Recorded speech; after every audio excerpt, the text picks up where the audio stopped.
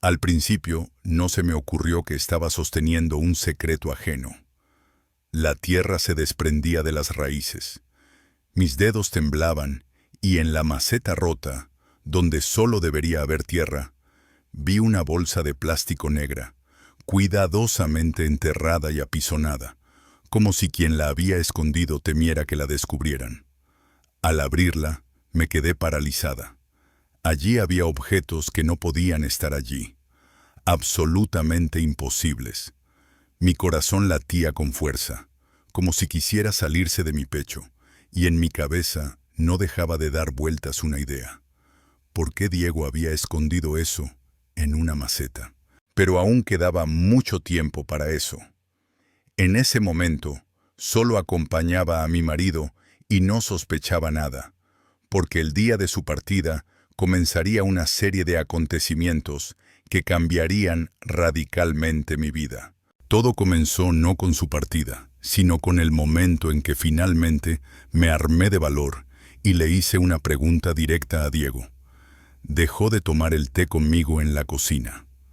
Ahora simplemente dejaba la taza junto a la ventana y se iba al dormitorio, cerrando la puerta. Incluso por el clic de la cerradura, yo entendía que ya no me esperaban allí. A veces ni siquiera aparecía por la noche, y por la mañana inventaba excusas. Un retraso necesario en el trabajo, o una reunión con un contratista. Dejé de creer, no porque hubiera pruebas, sino porque no había nada más que vacío. Ni una sola mirada, ni un solo roce, ni siquiera el más mínimo intento de parecer sincero. Cuando le preguntaba, ¿dónde has estado?, él respondía sin mirarme, estoy cansado, déjame en paz. Y esas palabras, déjame en paz, sonaban como una sentencia. No montaba escándalos, no por mi naturaleza tranquila, sino por el cansancio. En algún momento intenté luchar, entender, arreglar las cosas, pero con el tiempo comprendí que su silencio sonaba más fuerte que cualquiera de mis argumentos. Era como si se hubiera ido, aunque estuviera físicamente presente. Cada vez más a menudo notaba que nuestra casa se estaba volviendo pequeña. Aunque el espacio no había disminuido, era como si él lo llenara todo con su presencia, incluso en los momentos de silencio. Esto se notaba especialmente cuando él callaba. Sus ronquidos por las noches, su maquinilla de afeitar en el vaso, su toalla, que nunca colgaba en el gancho, sino que dejaba tirada en cualquier sitio. Todo eso me irritaba, me agobiaba. Diego se fue convirtiendo poco a poco en un extraño. No de forma brusca, sino poco a poco, como gota a gota. Y yo no entendía en qué momento había empezado. Quizás cuando apagó por primera vez el sonido del teléfono, o cuando dejó de responder a mis «te quiero» con lo mismo, o tal vez incluso antes, cuando fingía no darme cuenta de que se iba al portal para hablar por teléfono, aunque la conexión en el apartamento era excelente. Todo se contraía, como un resorte tenso, a punto de romperse. En algún momento, su atención se volvió más intensa, no más cálida, no. Simplemente observaba, estudiaba, evaluaba. Flores sin motivo, preguntas sobre mi estado de salud, ofertas para pedir comida si no tenía tiempo para cocinar. Hacía todo eso, pero en su mirada no había preocupación, sino recelo, como si estuviera comprobando si yo había captado algo oculto en sus acciones. Me sumergí en el estudio de los documentos.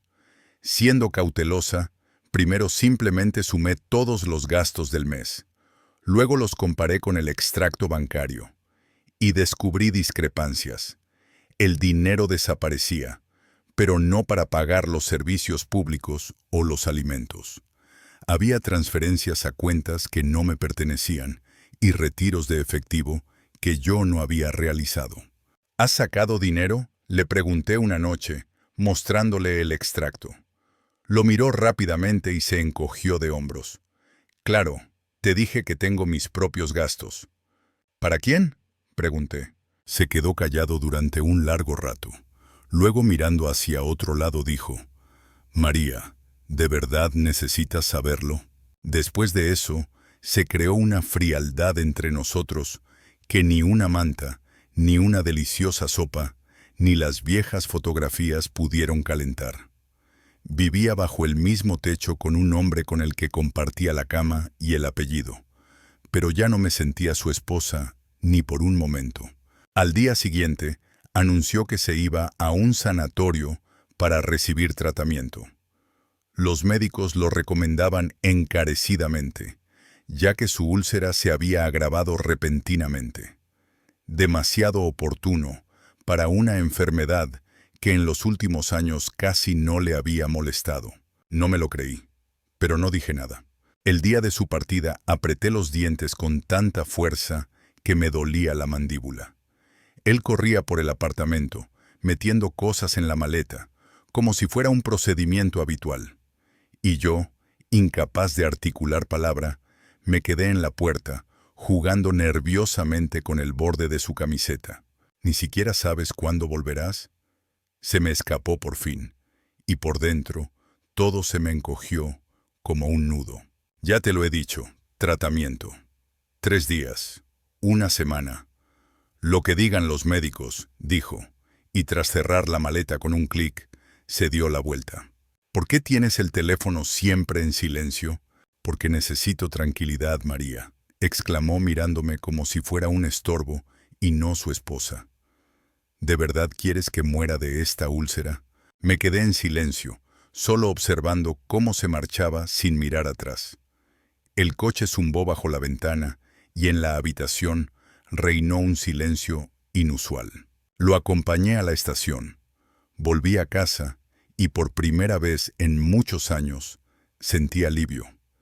Era un alivio pesado, como una confesión de culpa, pero al mismo tiempo tan dulce como el primer sorbo de aire fresco después de estar mucho tiempo bajo el agua.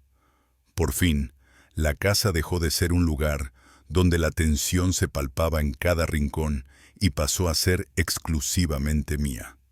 Mía, no nuestra. Ahora nadie se dará cuenta si las flores no están en el lugar adecuado, si la sopa está demasiado salada o si no cierro bien las puertas del armario.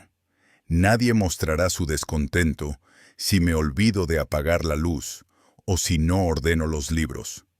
Nadie se atreverá a decir: «Vuelves a relacionarte con gente que no te conviene», refiriéndose a mis amigas íntimas. Diego siempre encontraba algo de lo que quejarse. No utilizaba la fuerza física, no alzaba la voz, pero sus palabras eran como cuchillas que me herían con precisión y me hacían dudar de mí misma.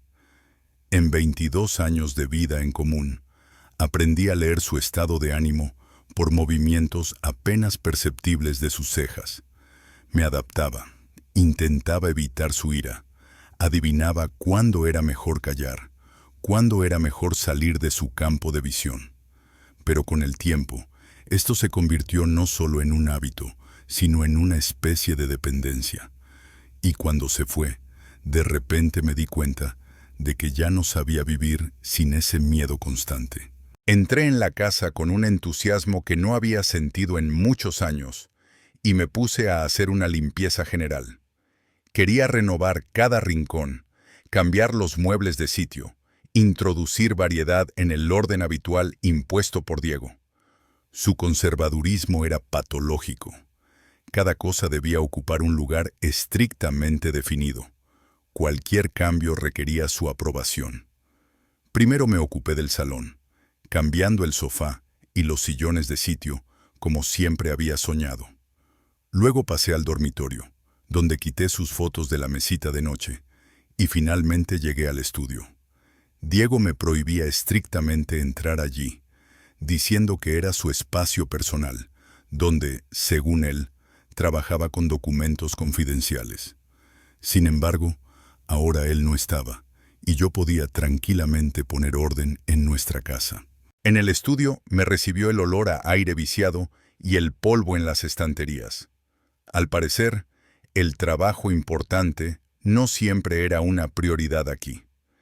En el alféizar de la ventana estaban sus flores favoritas, muchas de las cuales eran fruto de su propio trabajo, y él hablaba con orgullo de sus éxitos como jardinero.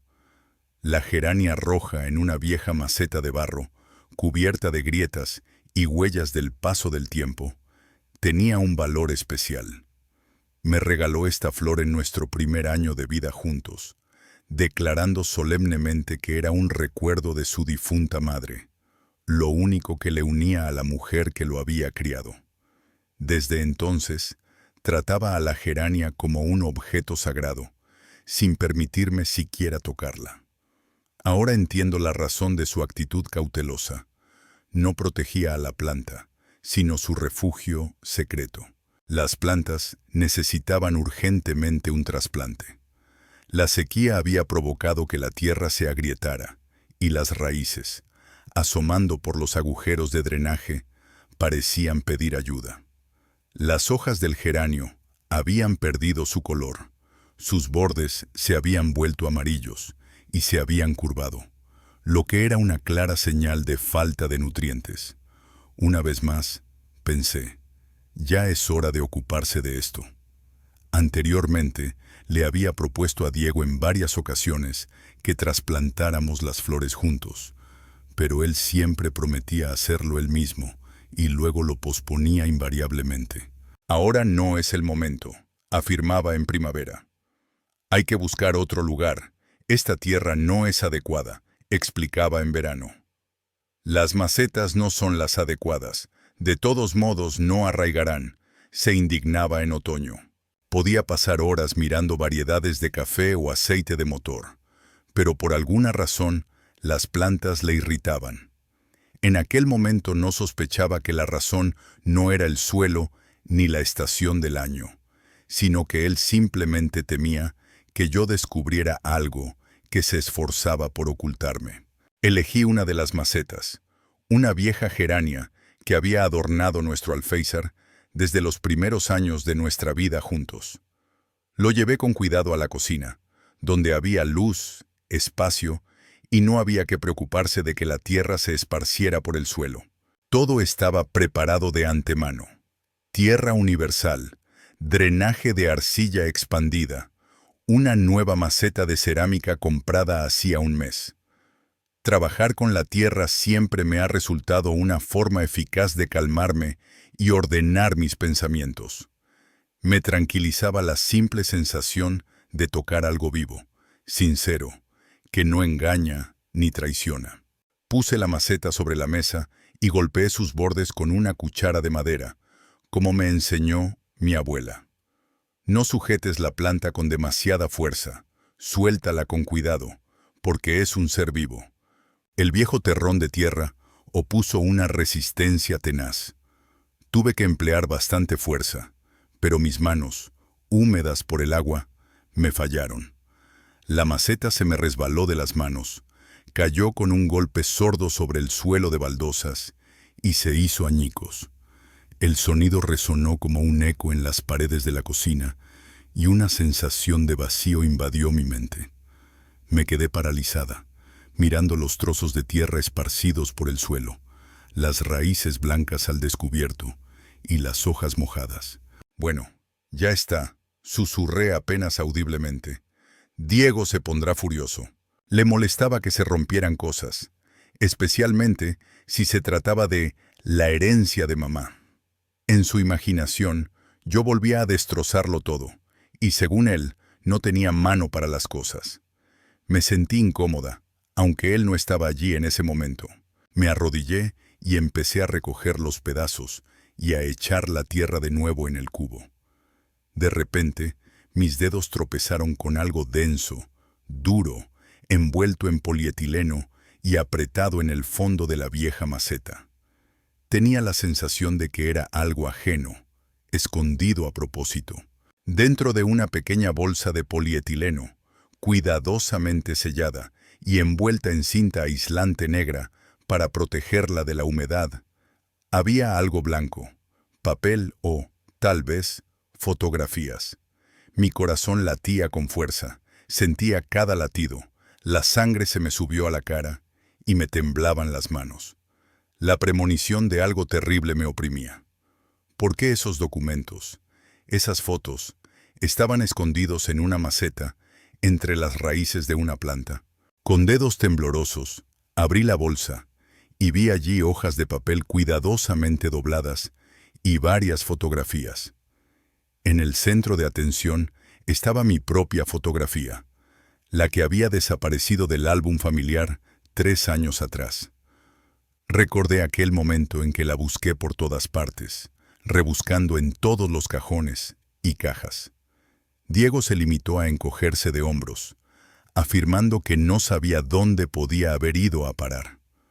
Su indiferencia me dolió entonces, pero ahora entiendo que la había guardado todo este tiempo en su lugar secreto. Pero eso solo fue el preludio del comienzo de una pesadilla. Debajo de la foto había unos documentos, y en cuanto los vi, mi mundo se vino abajo. Eran copias de mis historiales médicos, certificados, análisis, todo lo que me había hecho, incluso lo que me había hecho en secreto, en una clínica privada, cuando temía por mi salud y no quería preocupar a mi marido. El nivel de detalle e intimidad de la información era tal que era imposible obtenerla legalmente. Mis datos más íntimos estaban al alcance de alguien. Alguien me vigilaba, seguía cada uno de mis pasos, registrando cada detalle de mi existencia. La situación solo empeoraba, mucho más de lo que podía imaginar. En la bolsa había copias impresas de mis conversaciones, montones de hojas, cuidadosamente ordenadas por fechas y temas, como si alguien hubiera creado una crónica de mi vida. Había diálogos con mi hermana, en los que compartía mis pensamientos más íntimos, incluso mis miedos infantiles. Correspondencia con amigas, imágenes divertidas, confesiones sinceras, quejas sobre el cansancio, el dolor físico y emocional, la soledad. E incluso mensajes con médicos, resultados de análisis, diagnósticos, recomendaciones médicas. Había detalles íntimos de mi vida, mis pensamientos y sentimientos más secretos, lo que solo compartía con aquellos que debían apoyarme, no causarme dolor. Y todo eso estaba expuesto en una hoja de papel blanco, sin ocultar nada, como la realidad desnuda. Hollaba las páginas, y con cada nueva línea me invadía una sensación de frío cada vez más intensa, como si estuviera en medio de una tormenta de nieve, donde la ropa se desgarraba en pedazos. Parecía que había entrado en la vida de otra persona, en una pesadilla, pero todos los nombres y fechas me resultaban familiares. Eran míos. Esas palabras, esos sentimientos, todo era mío. Y eso significaba que todo había sucedido realmente. Incluso las conversaciones telefónicas estaban documentadas. Cada llamada, con la fecha, la hora y la duración exactas. Cada palabra estaba transcrita. No solo alguien había leído mis cartas, sino que había escuchado mis lágrimas al teléfono, mis risas, cómo llamaba al gato, cómo le susurraba «Buenas noches» a mi amado, y me confiaba a él como a un apoyo. Durante años, alguien me había observado metódicamente, había recopilado información, la había analizado y había sacado conclusiones. Era como si viviera en la sombra de mi vida, pero al mismo tiempo estaba en ella, cerca, inseparable de ella. Y esa persona compartía la cama conmigo. Durante 22 años vivimos bajo el mismo techo. Me preparaba el desayuno, me traía el té, me acariciaba el pelo con ternura, me deseaba buenas noches. Pero en sus ojos había mentira. Al final del paquete, como colofón a la pesadilla, había una nota. Eran solo unas líneas, pero la letra era tan reconocible que la identifiqué al instante, como una voz familiar en el bullicio de la estación. Era Diego. El plan funciona a la perfección. Isabel no sospecha nada, confía plenamente.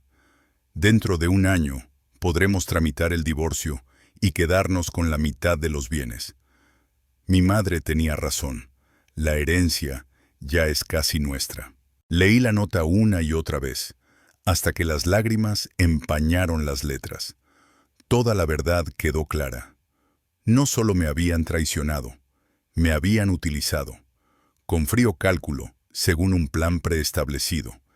Y lo peor de todo es que yo lo había tomado por amor todo este tiempo. Las piernas me fallaron y me costó sentarme en una silla, sintiendo cómo todo lo que sabía se desmoronaba. Resulta que todos estos años no había sido una esposa, sino solo un instrumento en su juego traicionero. Diego no se casó conmigo por amor, ni por simpatía, sino exclusivamente por la herencia que debía recibir de mi abuelo.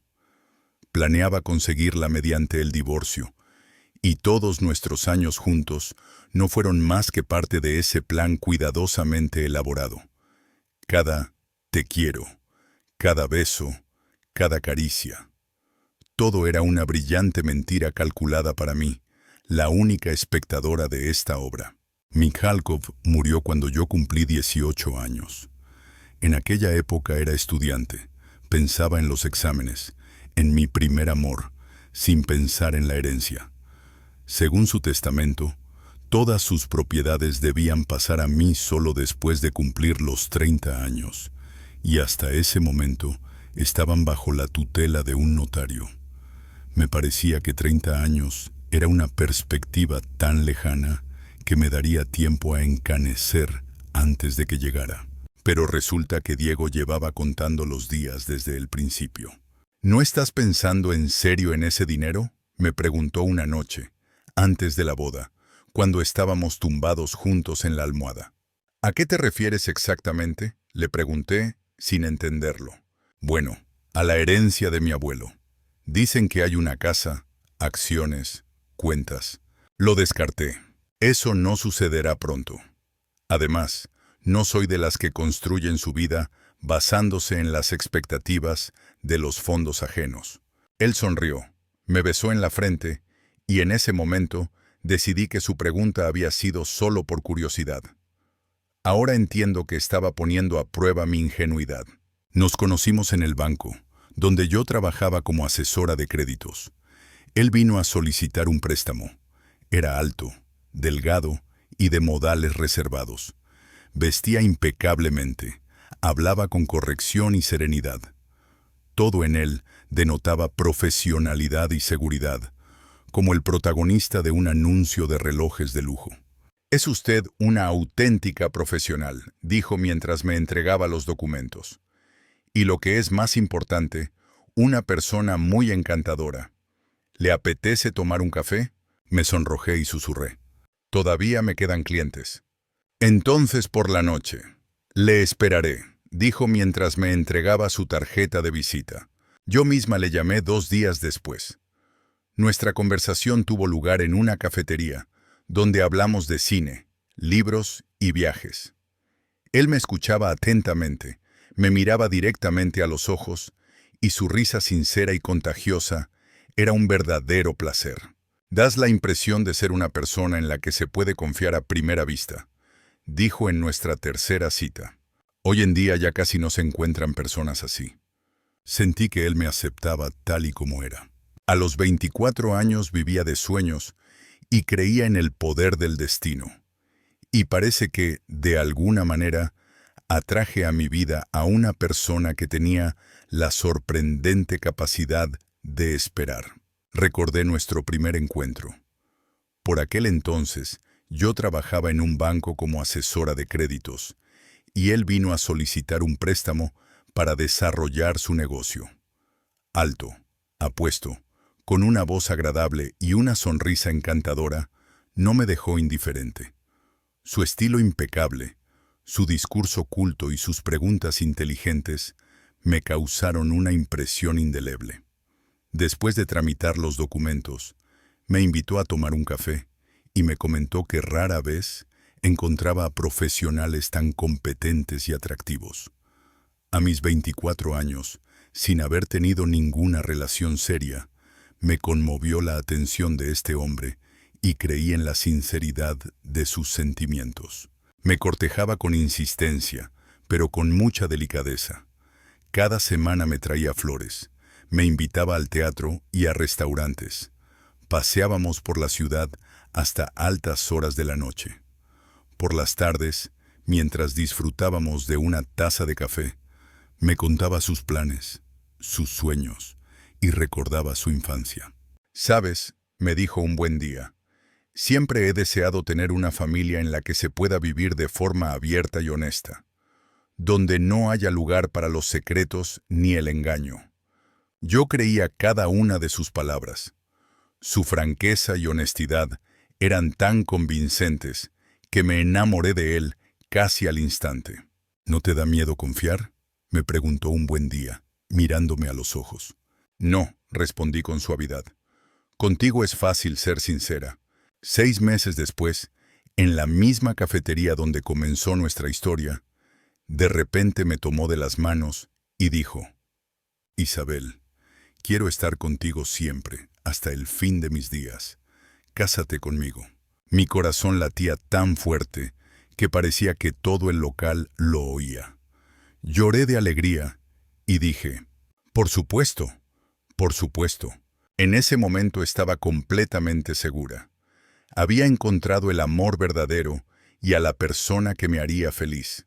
Ahora entiendo que fue una casa minuciosamente planeada. Analizó mi biografía, estudiando todos los detalles sobre mi familia, mi herencia y el momento en que alcanzaría la mayoría de edad y podría disponer del dinero. Calculó cada paso, cada fecha, y llegó a la conclusión de que la forma más ventajosa de obtener ese dinero sería el matrimonio. Y yo, pobre ingenua, creí en su fingimiento. Confundí sus cálculos con sentimientos auténticos. Durante 22 años viví en el engaño, mientras él fingía ser un esposo amoroso, contando en secreto los días que faltaban para poder apoderarse de mi herencia. ¿Te imaginas cuánta paciencia y engaño se necesitaron para llevar esto a cabo?, me susurré una vez, cuando descubrí la verdad por primera vez. «No me lo imagino», fue la única respuesta que obtuve. Silencio. Al releer la nota, me fijé en cada palabra. Mi madre tenía razón. Al parecer, su difunta madre también conocía el plan y bendecía el engaño. ¿Cuántas personas sabían entonces la verdad sobre nuestro matrimonio, mientras yo vivía en una ilusión y compartía con los demás mis impresiones sobre mi maravilloso marido? ¿Cuántas veces me compadecieron a mis espaldas, sabiendo un secreto que yo misma desconocía? Cogí el teléfono para llamar a mi hermana y contarle todo lo que había pasado, pero enseguida me detuve. ¿Y si él todavía me estaba vigilando? ¿Y si el teléfono estaba intervenido y se enteraba de mi descubrimiento antes de lo que yo había planeado? Miré a mi alrededor con recelo, como esperando la aparición de Diego, que en cualquier momento podía exigirme una explicación. Cada ruido en el apartamento me parecía sospechoso. Cada sombra en la esquina de la habitación me provocaba la obsesiva sensación de que allí podía haber una cámara o un dispositivo de escucha. Recogí todos los documentos y fotografías y los guardé cuidadosamente en una bolsa, tratando de no dejar rastros, pero sabía que ya era inútil. Escondí la bolsa en el lugar más recóndito de mi bolso, que siempre llevaba conmigo, como si guardara allí el tesoro más valioso y peligroso. Recogí los fragmentos de la maceta rota en la palma de mi mano, y tratando de no dejar ni un solo trozo, los llevé con cuidado a la papelera. Trasplanté la geranio a una maceta nueva y espaciosa, tratando de actuar con la mayor calma posible, como si quisiera engañarme a mí misma y a todos los que me rodeaban, como si nada hubiera pasado. En el fondo de mi corazón sabía que las huellas de mi descubrimiento debían disolverse, desaparecer sin dejar rastro. Nadie debía sospechar el secreto que acababa de desvelar. Necesitaba tiempo, tiempo para reflexionar, para decidir qué paso dar a continuación, para comprender cómo aplicar los conocimientos adquiridos para recuperar mi vida y conseguir justicia. Por dentro, todo bullía y hervía. El resentimiento, la ira, la desesperación y el sentimiento de traición se fundieron en una sola llamarada que se atascó en mi garganta y me impedía respirar. 22 años de mi vida dedicados a un hombre que nunca me amó. 22 años que dediqué a alguien que solo veía en mí una fuente de ingresos y no una compañera de vida. Durante 22 años fui solo un instrumento en el juego de otra persona, una marioneta sin voluntad en manos de un manipulador despiadado. En 2 semanas, Diego debía regresar del sanatorio y yo tenía que tomar una decisión sobre qué hacer a continuación. ¿Qué hacer con la información obtenida? ¿Acudir a la policía para denunciar el fraude? ¿O solicitar el divorcio ante los tribunales? ¿Quizás organizar un escándalo público? Pero antes de tomar medidas tan drásticas, quería comprender el alcance de este engaño y qué otros secretos ocultaba mi marido. Sabía una cosa con absoluta certeza: la antigua Isabel ya no existía y nunca volvería. Esa mujer ingenua e indefensa que creía en el amor y la felicidad familiar se había ido junto con la vasija rota. Ahora, en su lugar, había aparecido otra Isabel, que no permitiría que la engañaran y explotaran más. Defendería sus derechos y no permitiría que la humillaran. Los días transcurrían en una extraña neblina, como en un sueño. Deambulaba por la casa como un zombi, intentando realizar las tareas habituales: cocinar, limpiar, leer. Pero mis pensamientos volvían constantemente a los documentos que había encontrado. Cada detalle de nuestra vida juntos estaba ahora impregnado de un siniestro trasfondo. Lo que antes se percibía como preocupación, ahora se veía como vigilancia, y la curiosidad por mi vida, como una recopilación de información comprometedora. Recordé cómo Diego siempre mostraba un gran interés por mis planes. Me preguntaba por todo: por las citas con mis amigas, por las visitas al médico, incluso por mis compras. Quiero estar al tanto de todo lo que ocurre en la vida de la mujer que amo, decía, con los ojos brillantes de ternura. Entonces lo tomaba como preocupación por mi bienestar y admiraba su atención por los detalles. Ahora comprendo que simplemente estaba creando su expediente, estudiando metódicamente mis hábitos y vulnerabilidades. Conocía los horarios de todas mis citas médicas. Recordaba los nombres de mis conocidos e incluso se interesaba por los detalles de los asuntos familiares de mis parientes. Si mi madre estaba enferma, él era el primero en ofrecerse a visitarla, preguntarle cómo se encontraba y ayudarla en lo que pudiera. Cuando mi hermana tenía problemas en el trabajo, él escuchaba pacientemente mis historias y me daba sus recomendaciones. Su preocupación me conmovía, pero cada vez notaba más cómo estudiaba mi entorno, como si buscara formas de influir y controlar.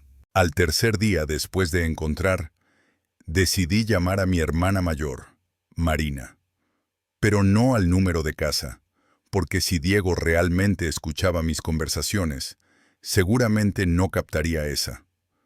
Fui a una cabina telefónica cerca de la tienda de comestibles y llevé algunas monedas para pagar. «Rosa, tengo que ocuparme de la herencia de mi abuelo», le dije, tratando de mantener la calma y no mostrar mi nerviosismo. «¿Qué ha pasado?», se sorprendió mi hermana. «Nunca te había interesado mucho eso.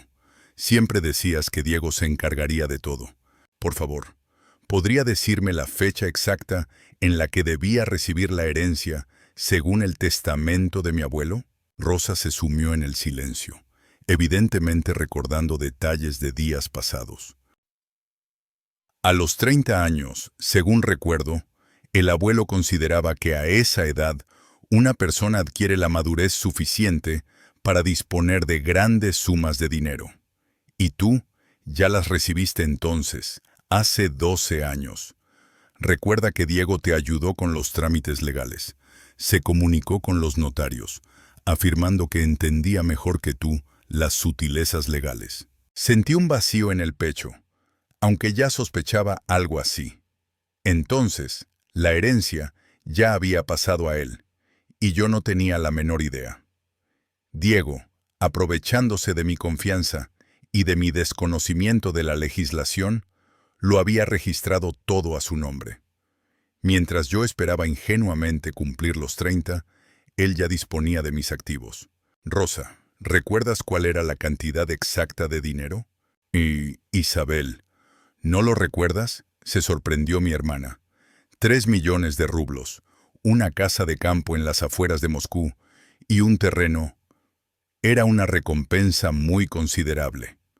Con esa cantidad se podía comprar un apartamento lujoso en el centro de la ciudad o incluso una casa pequeña. 3 millones de rublos, una suma con la que ni siquiera podía soñar. Diego anunció solemnemente que la herencia estaba formalizada, pero resultó que, debido a las deudas de mi abuelo y a los impuestos, me tocó mucho menos de lo que esperábamos.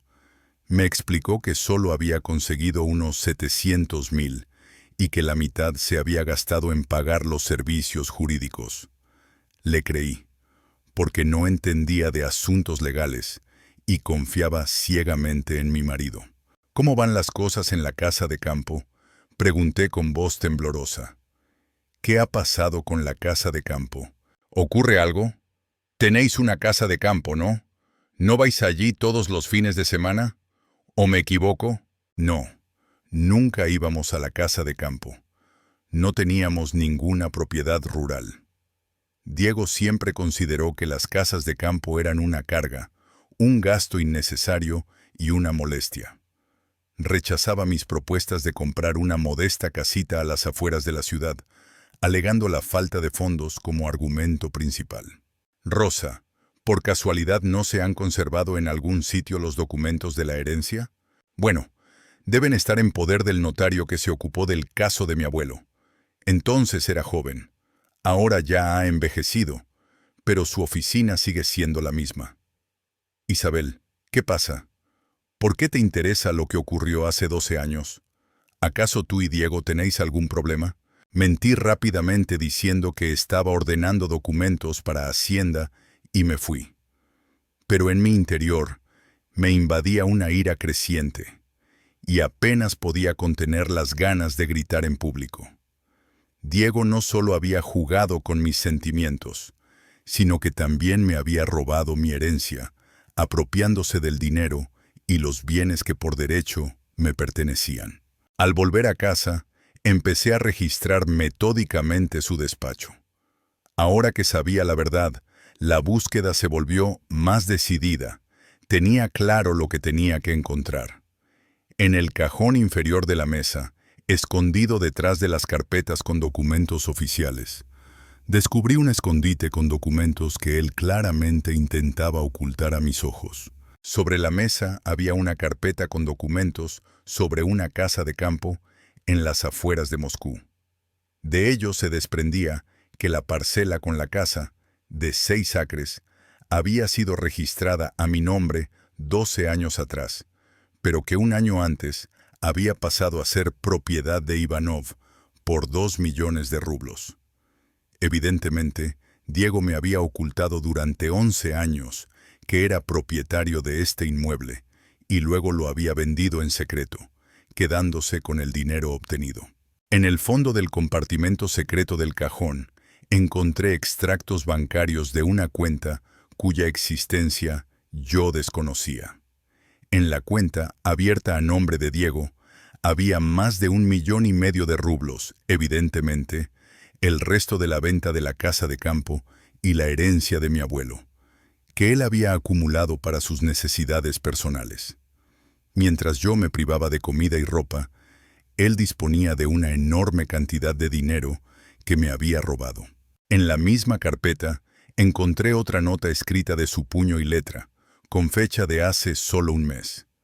Isabel ya no es tan joven y se ha vuelto molesta. Pronto podré deshacerme de ella y encontrar otra. La herencia está completamente recibida. La tarea principal está cumplida. Elena parece una opción prometedora, viuda, adinerada, confiada.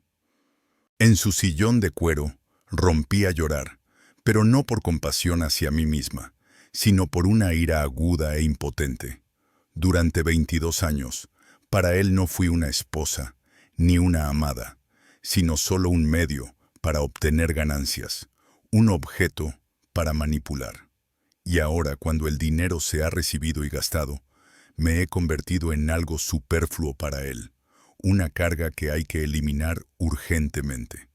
Y en el horizonte ya se vislumbraba una nueva víctima, Elena, que no sospechaba de la verdadera naturaleza del hombre que ya le estaba haciendo la boca agua. Los últimos meses de nuestra vida juntos parecían resurgir en mi memoria. Diego se alejaba cada vez más. Se volvía más crítico con las pequeñas cosas, evitaba la intimidad física y repetía constantemente que habíamos cambiado, que nuestra relación había perdido su antigua intensidad. A menudo se quedaba hasta tarde en el trabajo, viajaba por negocios, algo que antes no hacía. Buscaba una explicación en su crisis de mediana edad o en problemas en el trabajo.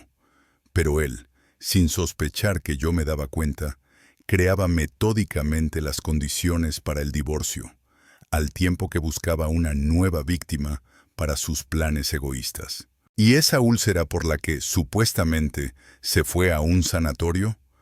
Ahora me parecía otra invención. Probablemente no tenía ninguna úlcera y pasó esas 2 semanas con Elena, manipulándola psicológicamente y preparándola para el siguiente paso de su plan.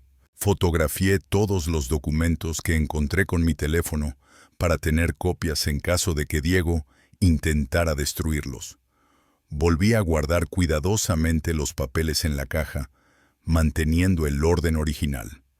Ahora tenía pruebas contundentes de su engaño y traición, pero eso no era suficiente. No solo iba a ir a la policía, quería que Diego no solo recibiera un castigo legal, sino que también sintiera el mismo dolor y humillación que me había causado a mí. En los días siguientes, me sumergí profundamente en el estudio de todos nuestros activos financieros y propiedades comunes.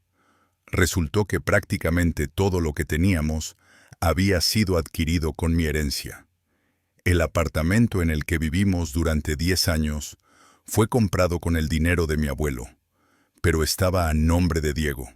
El coche, los muebles, los electrodomésticos, incluso las joyas que me regalaba tan solemnemente en mis cumpleaños y aniversarios, todo eso lo pagué con mi dinero, sin tener la menor idea de ello.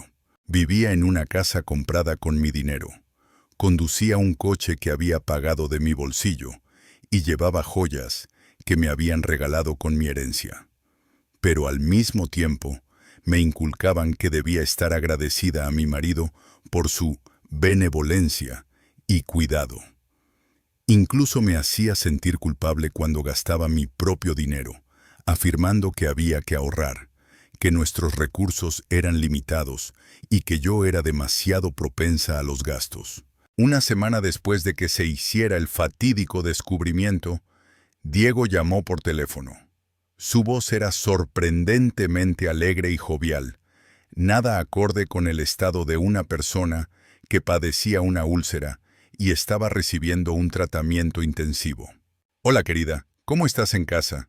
¿No me echas de menos?» Se me atragantó un grito, el deseo de decir todo lo que se había acumulado durante esos días. Pero me contuve a tiempo. Era prematuro mostrar todas las cartas. Primero había que pensar cómo actuar, hasta el más mínimo detalle. «Te echo mucho de menos», respondí, tratando de sonar natural. «¿Cómo te va? ¿El tratamiento te está ayudando?» «Oh, mucho mejor. Los tratamientos son realmente eficaces. Los médicos son auténticos profesionales. Por cierto, he estado pensando en nosotros, en nuestra vida». Hizo una pausa, tratando de encontrar las palabras adecuadas. ¿No sientes que estamos atrapados en una especie de bucle cerrado? ¿Quizás es hora de cambiar algo radicalmente? Ha comenzado. Discretamente, empieza a prepararme psicológicamente para la ruptura, insinuando suavemente la idea de la separación. Me intriga saber hasta qué punto habrá pensado su plan para deshacerse de una esposa que ya no le interesa. ¿A qué te refieres exactamente?, pregunté con cautela. No sé. Quizás deberíamos intentar vivir separados durante un tiempo, para replantearnos todo, aclarar nuestros sentimientos, comprender lo que realmente sentimos el uno por el otro. A veces, el distanciamiento ayuda a ver lo mucho que valoramos a nuestros seres queridos. Qué palabras tan melodiosas y cuidadosamente elegidas. Era evidente que había preparado este discurso durante mucho tiempo, meditando cada frase para presentar el divorcio como una decisión mutua de dos personas adultas. Diego, creo que es mejor discutir cuestiones tan importantes en persona, dije. ¿Qué tal si encontramos un momento para hablar tranquilamente cuando vuelvas a casa? Por supuesto, cariño. Tienes toda la razón. Solo quería que estuvieras preparada para nuestra conversación y que tú también tuvieras la oportunidad de reflexionar sobre nuestra relación. Hasta pronto. Después de nuestra conversación, me di cuenta de que me quedaba muy poco tiempo. Diego, evidentemente, había acelerado la puesta en marcha de sus planes. Tal vez la nueva víctima había resultado ser más leal de lo que él había supuesto. Eso significaba que yo también tenía que actuar con mayor rapidez y determinación. Al día siguiente acudí al notario Petrov, que anteriormente se había encargado de tramitar la herencia de mi abuelo. El hombre, de 12 años de edad, con barba canosa y mirada penetrante, se negó en un primer momento a facilitarme los documentos, alegando motivos de confidencialidad y protección de datos personales. Sin embargo, después de que le expusiera la situación en detalle, le mostrara mi pasaporte y le contara mis sospechas de fraude, accedió a ayudarme. Su marido realmente tramitó la herencia con su poder notarial, señaló el notario mientras examinaba los viejos documentos. Pero ya entonces, hace 12 años, me surgieron algunas dudas. El poder que supuestamente firmó me planteó algunas preguntas. La letra no coincidía con su firma en el pasaporte, y la presión del bolígrafo era atípica. ¿Entonces falsificó mi firma? No puedo confirmarlo oficialmente sin el correspondiente peritaje, pero tenía serias dudas. Incluso iba a ponerme en contacto con usted directamente para aclarar la información, pero su marido me informó de que estaba en el hospital después de una operación y no podía visitarme. Traje un certificado del centro médico que lo confirmaba. ¿Qué operación? El año pasado no estuve ingresada en el hospital. Entonces, el certificado era falso. Para impugnar el acuerdo ante los tribunales, será necesario realizar un peritaje caligráfico. Tengo todos los documentos guardados y podremos demostrar de forma concluyente que se trata de una falsificación. Este es solo otro delito más de una larga serie. La falsificación de documentos, el fraude, la apropiación indebida de bienes ajenos. Todo ello conlleva graves sanciones penales con penas de prisión reales. El siguiente paso fue acudir a un detective privado. Encontré a Fernando en Internet, y las opiniones sobre él eran muy favorables. El detective, un hombre de unos 50 años, con inteligentes ojos grises y un carácter reservado, escuchó atentamente todos los detalles de mi historia, haciendo de vez en cuando preguntas para aclarar algunos puntos. Es una situación realmente grave, y por desgracia no es un caso aislado, comentó después de escuchar mi relato. Este tipo de historias ocurren con más frecuencia de lo que imaginamos. Sin embargo, antes de emprender cualquier acción, es necesario reunir todas las pruebas posibles. Es posible que su marido haya actuado de la misma manera con otras mujeres, lo que reforzaría considerablemente la acusación. ¿Con otras mujeres? ¿Lo cree usted? Es muy probable. Este tipo de estafadores no suelen limitarse a una sola víctima. Es su forma de ganarse la vida, su oficio, por así decirlo. Si se casó con usted por dinero, lo más probable es que estuviera considerando otras posibles herederas y buscara la solución más ventajosa para él. El detective solicitó varios días para estudiar detenidamente toda la información sobre Diego, su biografía, sus relaciones, sus antecedentes penales. Mientras tanto, decidí llevar a cabo una pequeña investigación por mi cuenta entre sus conocidos y colegas. Fui al banco donde nos conocimos. Por suerte, Svetlana Petrovna, una mujer mayor que había estado presente cuando nos conocimos y recordaba perfectamente todos los detalles, seguía trabajando allí. «Isabel, claro que te recuerdo», exclamó alegrada por el encuentro. Su Diego causó una impresión indeleble en todas las chicas. Tan noble, culto, elegante. Todas soñaban con esa felicidad y, por supuesto, suspiraban. Sin embargo, me pareció que su interés por nuestros clientes era demasiado detallado e insistente. «¿A qué clientes se refiere concretamente?», pregunté, alarmada. «Usted trabajaba en el departamento de atención VIP. Atendía a clientes adinerados. Tramitaba grandes depósitos y créditos inmobiliarios para ellos». Diego mostraba interés por saber si entre ellos había mujeres solteras. Se informaba sobre sus ingresos, su situación familiar y si tenían hijos. Decía que iba a montar su propio negocio y que buscaba personas dispuestas a convertirse en sus socios o inversores. Sentí una desagradable opresión en el corazón. Así que no solo me estaba estudiando a mí, sino también a otras clientas adineradas del banco, buscando a la víctima más adecuada para sus planes egoístas. Yo no era la única en su punto de mira. Simplemente resulté ser la candidata más adecuada en todos los aspectos. Svetlana Petrovna, ¿podría recordar si se reunió con alguna otra de nuestras clientas? Ahora que me lo pregunta, lo recuerdo. Creo que lo vi un par de veces con Irina Volkova en la cafetería de enfrente.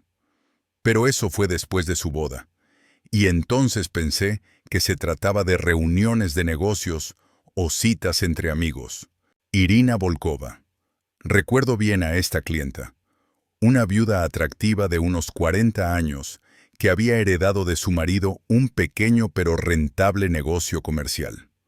Siempre fue muy correcta y expresaba su gratitud por el servicio prestado. Es posible que Diego ya entonces, en los primeros años de nuestro matrimonio, empezara a buscar alternativas.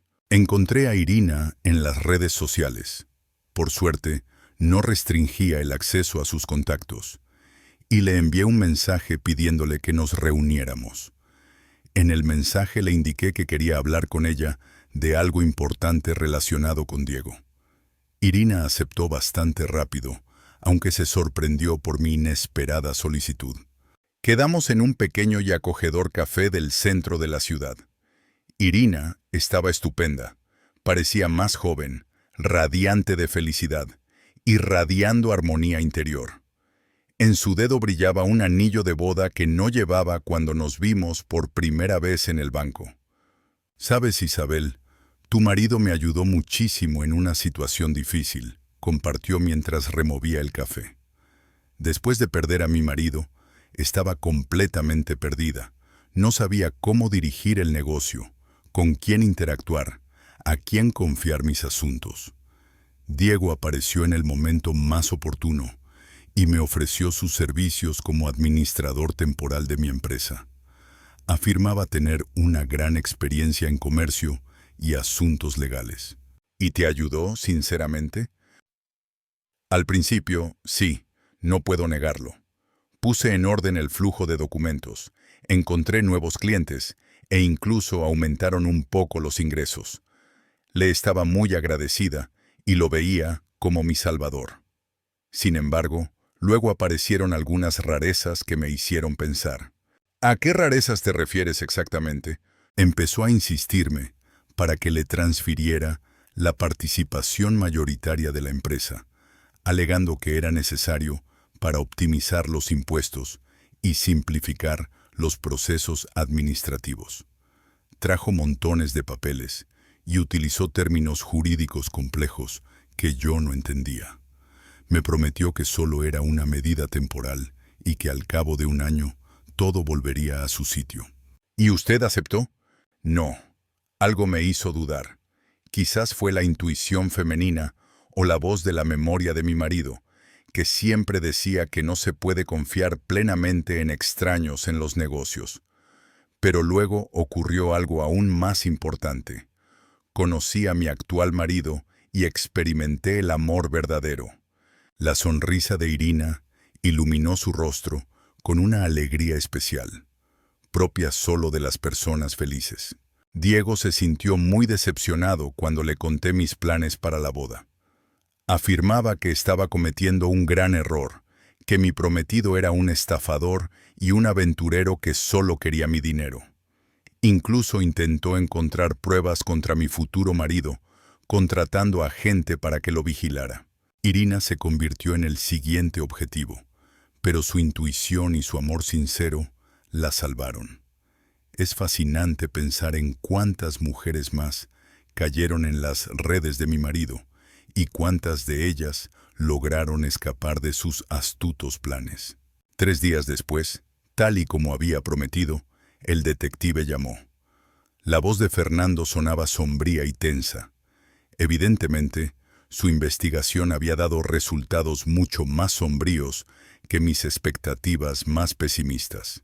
Isabel, tenemos que vernos en persona, comenzó sin dilación. La información que he obtenido sobre su marido le va a impactar profundamente. Será mejor que se siente cuando le cuente todos los detalles. 1 hora más tarde, nos reunimos en su despacho. Sobre la mesa había una impresionante carpeta llena de documentos, fotografías e impresiones, fruto de 3 días de minucioso trabajo. El detective parecía agotado, como si esos días hubieran sido una dura prueba para él. Su marido es un estafador profesional con muchos años de experiencia, declaró de inmediato. Su verdadero nombre es Diego. Tiene 2 condenas por estafa a gran escala y ha pasado un total de 5 años en una prisión de régimen estricto. Tras su última puesta en libertad, obtuvo nuevos documentos a través de intermediarios y comenzó a buscar de forma selectiva a mujeres solteras adineradas. Sacó unas fotografías de los archivos. Era el mismo Diego, pero 25 años más joven. Incluso en las fotos oficiales tomadas por las fuerzas del orden, irradiaba encanto y seguridad en sí mismo. Antes de casarse con usted, él se había casado oficialmente 3 veces y había tenido varias parejas de hecho, continuó el detective con su voz amenazante. Engañó a todas ellas, utilizó su dinero para sus propias necesidades y luego las abandonó. Su primera esposa, Sofía, se suicidó 6 meses después del divorcio, incapaz de soportar la traición y la ruina financiera. La segunda, Teresa, cayó en el alcoholismo y murió de cirrosis. La tercera, Carmen, se encuentra ahora en una clínica psiquiátrica tras sufrir una crisis nerviosa al descubrir la verdad.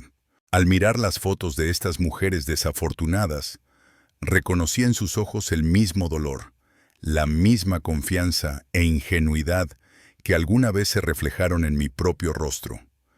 Cada una de ellas creyó en su engaño, le entregó su corazón y sus recursos, y al final solo encontró sufrimiento.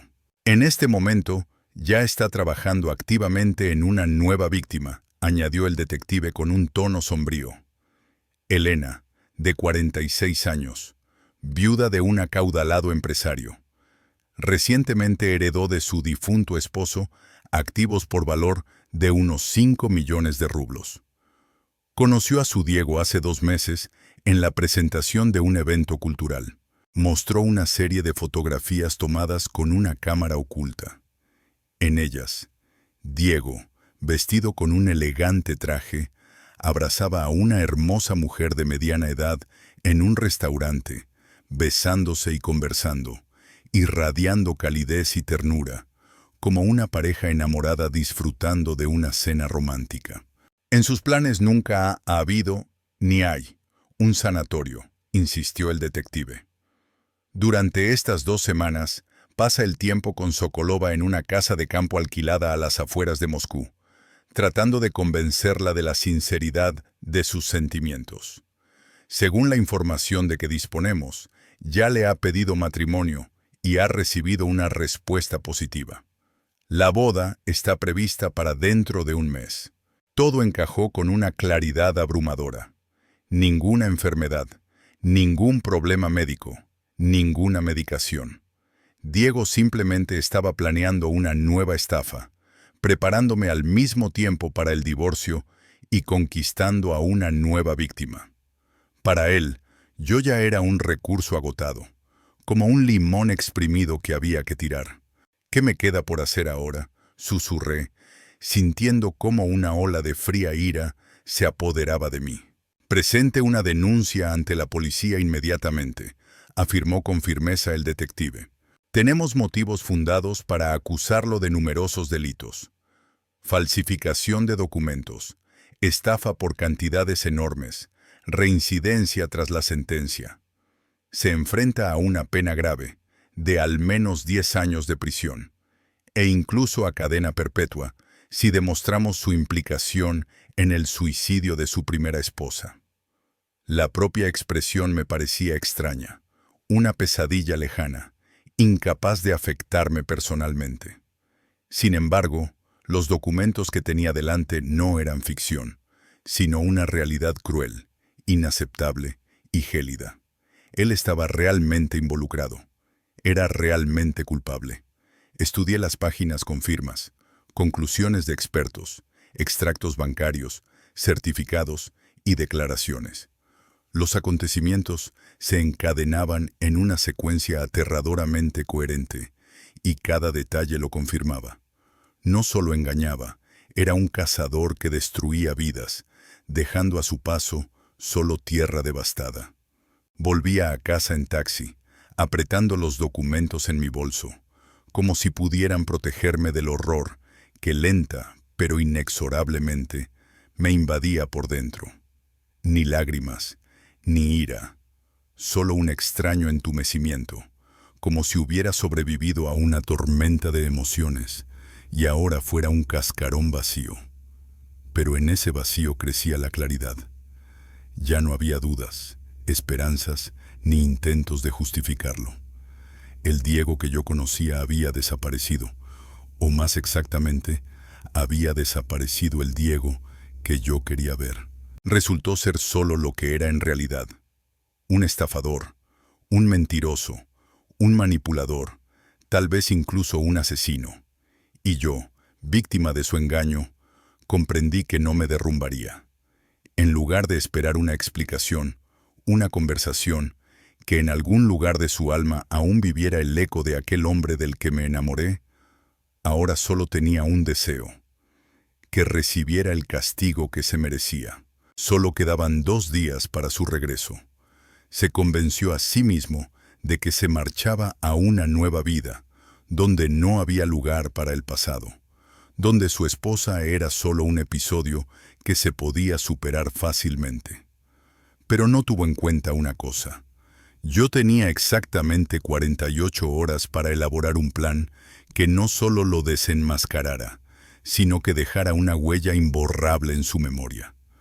No solo tenía que hacerle daño, sino destruirlo, igual que sus acciones me habían destruido a mí. Al principio pensé en montar una obra de teatro. Me imaginé invitando a vecinos, amigos y compañeros de trabajo. Imprimiría los documentos, los pondría sobre la mesa, encendería la grabadora y montaría una representación en la que todos pudieran ver su verdadera cara. Visualizaba sus intentos de retroceder, justificarse, escabullirse, y a todos los que nos conocían, dándonos la espalda, susurrando a nuestras espaldas, mirándonos con desprecio. Me habría sentido satisfecha, habría disfrutado con todo ello. Deseaba esa escena con avidez, con pasión, casi físicamente.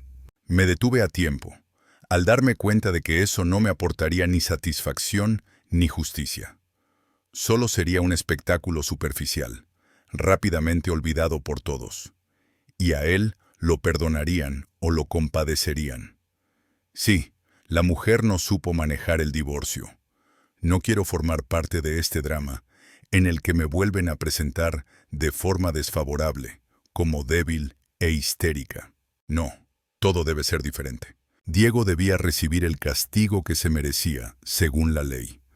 No buscaba venganza, ansiaba justicia. Quería recuperar lo perdido, mi nombre, mi dinero, mi vida, sin sentimentalismos ni emociones. Quería actuar con fría e imparcial precisión jurídica. Su juicio debía celebrarse, y yo debía salir de todo esto con la conciencia tranquila y la cabeza bien alta. Ahora solo quedaba decidir el punto de partida. El día de su regreso, por la mañana, acudí a la comisaría del distrito con una denuncia detallada. El investigador, de unos 40 años y mirada penetrante, examinó atentamente todos los documentos que le entregó el detective. Preguntó por detalles concretos y tomó notas en su libreta. Es un caso realmente grave y con perspectivas, concluyó. Hay pruebas suficientes para iniciar un proceso penal. Detendremos al sospechoso inmediatamente después de su regreso a casa. Pero sería conveniente que usted estuviera presente en el apartamento durante la detención, ya que será necesario realizar un registro y confiscar todos los documentos y dispositivos electrónicos. Acepté sin dudarlo. Tenía curiosidad por ver la cara de Diego cuando se diera cuenta de que su mundo cuidadosamente construido se había derrumbado. Sus delitos habían sido descubiertos y le esperaba una larga pena de prisión. El tren de Moscú llegó a las 7 de la tarde. A las 7:30 oí girar la llave familiar en la cerradura de la puerta principal. Estaba sentada a la mesa de la cocina, disfrutando de un té con limón y sumergida en una novela policíaca, tratando de parecer lo más serena y natural posible. «Hola, mi amor, he vuelto». Diego entró con un gran ramo de rosas rojas en las manos y radiante de felicidad. «Cuánto te he echado de menos a ti y a nuestro acogedor hogar». Me besó en la mejilla con deliberada ternura y se sentó frente a mí, manteniendo una sonrisa radiante. De hecho, parecía descansado, bronceado, como si se hubiera bañado en la luz del sol, y extraordinariamente satisfecho. Las 2 semanas con su nueva pasión habían surtido efecto. Literalmente irradiaba felicidad interior. «¿Cómo te fue con el tratamiento?», le pregunté, tratando de no delatar mi deseo de tirarle el té caliente a la cara. «Simplemente increíble. Los procedimientos fueron realmente eficaces. Los médicos son verdaderos maestros en su campo. Ahora me siento completamente renovado, lleno de energía y vitalidad. ¿Y tú, cómo lo has pasado? ¿No te has aburrido demasiado?» «Lo he pasado bien», respondí con una sonrisa despreocupada. «Por cierto, me he ocupado de tus flores favoritas. Intenté trasplantar el geranio, pero por desgracia, la nueva maceta era frágil y se rompió». Diego se tensó de inmediato. La sonrisa se borró de su rostro y una luz de preocupación brilló en sus ojos. «¿Y qué? ¿La flor no se dañó? ¿Está bien la planta?» No, todo está bien. La trasplanté con cuidado a una maceta nueva y elegante. Ahora la gerania florece aún más brillante». En sus ojos se leía el deseo de hacer más preguntas, de obtener más detalles. Pero en ese momento, la puerta se abrió con un estruendo y de manera exigente. Fui a abrir, sin dudar de nadie ni del motivo de su visita. «Diego», se dirigió el investigador a los dos testigos, mostrándoles su identificación oficial. Su rostro se puso blanco como la tiza y retrocedió hacia la pared, instintivamente consciente de que su carrera como estafador profesional estaba llegando a su fin. «Yo no entiendo de qué están hablando. Debe de haber algún malentendido. Se le sospecha de estafa a gran escala, falsificación de documentos y apropiación indebida de bienes ajenos», declaró el investigador. «Tiene derecho a no responder a las preguntas y a contar con un abogado». Diego se volvió hacia mí, con el rostro desfigurado por una mezcla de horror, ira y total desconcierto. «Isabel, ¿qué ha pasado? No puede ser verdad. Explícales». «Todo ha sucedido como tenía que suceder hace 22 años», dije con calma, mirándolo directamente a los ojos. «Por fin se ha revelado la verdad y cada uno ha recibido lo que se merecía». La investigación pública en nuestro apartamento duró más de 4 horas. Cada minuto se alargaba como una eternidad. Los policías actuaron con extrema meticulosidad y atención, como si estuvieran reuniendo las piezas de un mecanismo de investigación perfecto. Uno por uno, examinaron minuciosamente cada objeto, sin pasar por alto ningún documento. Uno grababa cada etapa con una cámara para no perder ni el más mínimo detalle, mientras que el otro empaquetaba cuidadosamente los objetos incautados en bolsas transparentes y cajas de cartón, etiquetándolos con las marcas y números correspondientes. Cada paso se registraba con especial cuidado, como si se estuvieran preparando para un largo proceso judicial. Los agentes se llevaron del despacho de Diego prácticamente todo lo que podía estar relacionado con la investigación. Un ordenador portátil, una torre, 2 teléfonos móviles. Todos ellos podían contener información valiosa. Entre lo incautado también había varios discos duros externos y memorias USB, tarjetas bancarias, viejas agendas, donde, según los investigadores, se guardaban sus planes y anotaciones. De especial importancia era la agenda personal de Diego, un pequeño cuaderno negro que podía ser la clave para desvelar muchos misterios. En una de las cajas encontraron viejas fotografías amarillentas, que parecían haber sido olvidadas por todos, excepto por él mismo. Me quedé en la puerta, observando lo que sucedía, y por primera vez en mucho tiempo me invadió una extraña sensación de alivio, casi surrealista. Tenía la sensación de que, después de muchos años cargando con el peso de las dudas, las traiciones y las mentiras, por fin alguien me había quitado ese yugo de encima. Sentí que la verdad no podía permanecer oculta, que ese momento era solo el primer paso hacia una nueva vida, aunque con sus inevitables dificultades. El susurro de las páginas y las conversaciones en voz baja de los policías eran los únicos sonidos en el silencio del apartamento, pero para mí era como un trueno en un cielo despejado, el final de una etapa y el comienzo de otra nueva.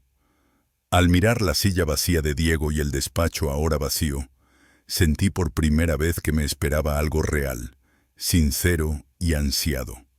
La verdad que me liberaría y me abriría el camino hacia la felicidad. Durante el registro, el investigador, manteniendo una expresión neutral, descubrió en el armario, detrás de las carpetas con la documentación contable, varios archivos que contenían información claramente personal. Cuestionarios, impresiones, fotocopias de documentos, escaneos de extractos bancarios.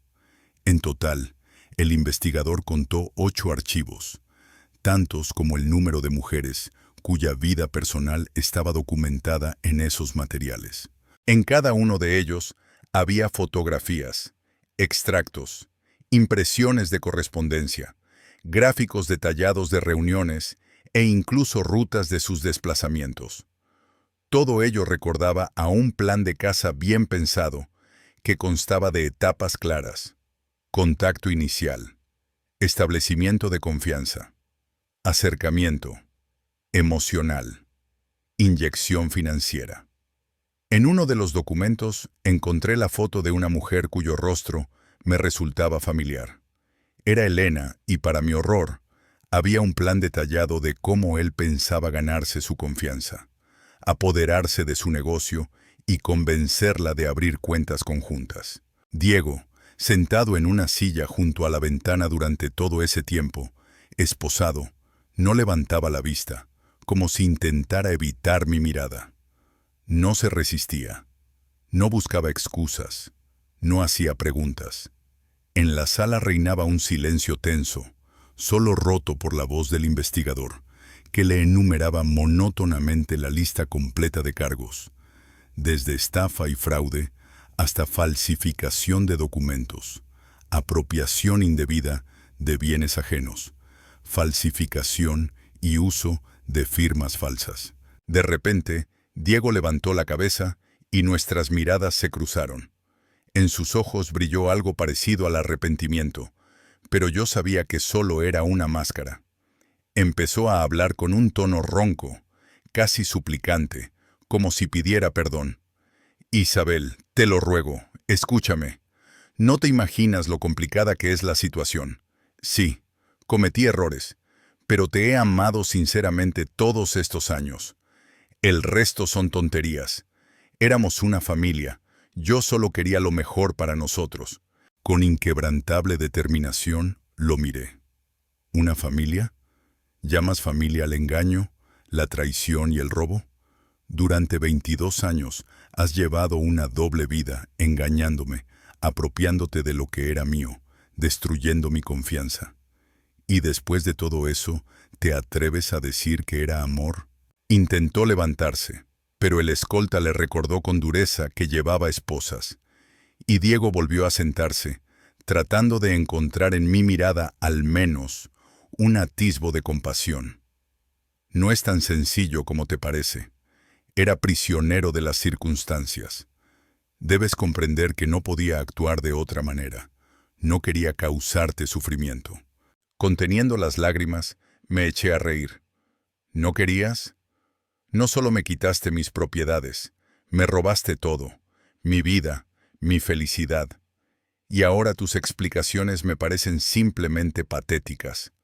Me has mentido durante 22 años, metódicamente y sin escrúpulos, dije con calma. Me has robado mi herencia, has falsificado documentos, me has engañado con otras, me has utilizado como una marioneta, y el divorcio no ha sido más que un plan para encontrar una nueva víctima. No son simples errores, Diego, son delitos. Pero alguna vez fuimos felices. Recuerda nuestros mejores momentos. Las vacaciones en Italia, nuestro primer año nuevo. No puedes borrar todo eso de tu memoria.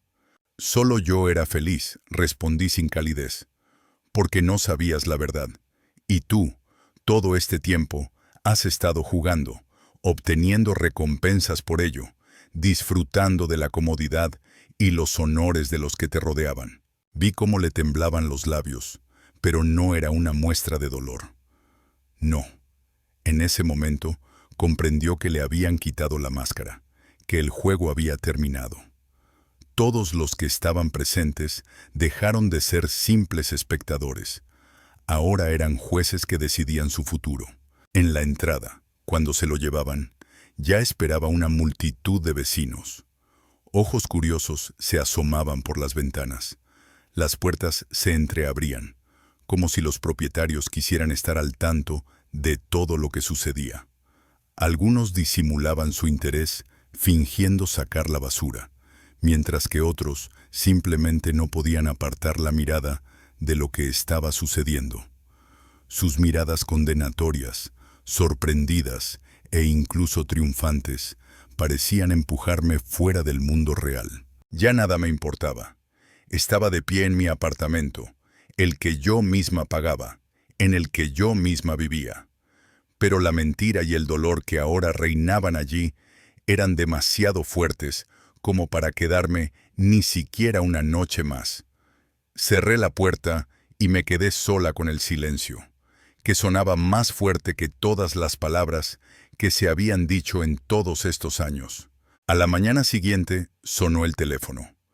Era la abogada que me había recomendado el detective, Lola, una mujer de unos 50 años, con voz severa, peinado clásico y una carpeta llena de documentos.